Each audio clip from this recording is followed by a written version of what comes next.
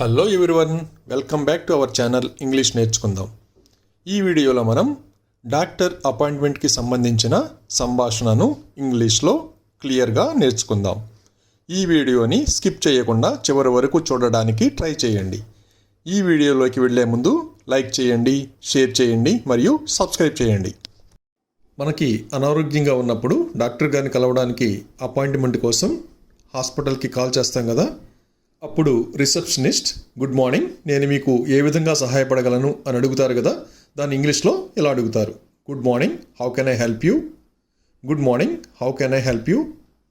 నేను డాక్టర్ కిరణ్తో అపాయింట్మెంట్ తీసుకోవాలనుకుంటున్నాను. దీన్ని ఇంగ్లీష్లో ఇలా చెప్పాలి, I would like to make an appointment with doctor Kiran. I would like to make an appointment with doctor Kiran. అప్పుడు రిసెప్షనిస్ట్ అలాగే మీ అపాయింట్మెంట్కి కారణం ఏమిటి అని అడుగుతారు కదా. దాన్ని ఇంగ్లీష్లో ఇలా అడుగుతారు, sure, what is the reason for the appointment? Sure, what is the reason for the appointment? అప్పుడు మనం నాకు 2 రోజులుగా ఆగకుండా దగ్గు వస్తుంది అని చెబుతాం కదా. దాన్ని ఇంగ్లీష్లో ఇలా చెప్పాలి, I have been coughing non stop for 2 days. I have been coughing non stop for 2 days. అప్పుడు రిసెప్షనిస్ట్ మీరు ఎప్పుడైనా ఈ క్లినిక్లో చికిత్స పొందారా అని ఇంగ్లీష్లో ఇలా అడుగుతారు, have you ever been treated in this clinic? Have you ever been treated in this clinic? లేదు, ఇదే మొదటిసారి అని ఇంగ్లీష్లో ఇలా చెప్పాలి, no, this will be my first visit. No, this will be my first visit. అప్పుడు రిసెప్షనిస్ట్ దయచేసి మీ పేరు మరియు పుట్టిన తేదీ చెప్పగలరా అని అడుగుతారు కదా. దాన్ని ఇంగ్లీష్లో ఇలా అడుగుతారు, can you please confirm your name and date of birth? Can you please confirm your name and date of birth? నా పేరు రాకేష్, నా పుట్టిన తేదీ జనవరి 1, 1988.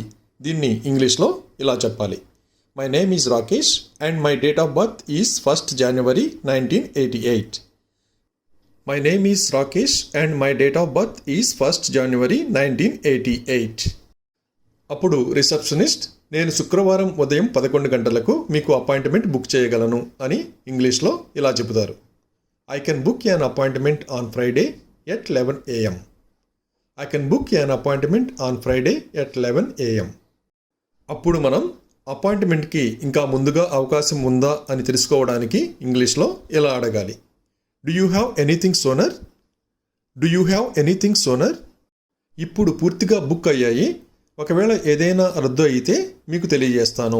దీన్ని ఇంగ్లీష్లో ఇలా చెప్తారు, we're fully booked at this moment, if there is any cancellation I can let you know. We're fully booked at this moment, if there is any cancellation I will let you no.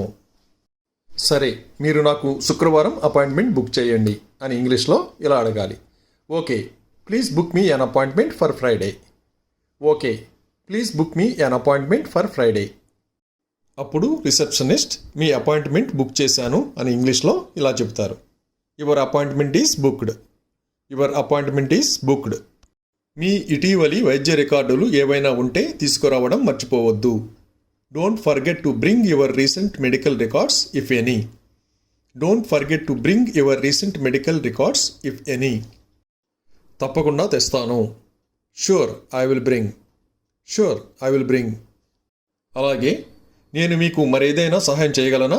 దీన్ని ఇంగ్లీష్లో ఇలా అడుగుతారు, okay, can I help you with anything else?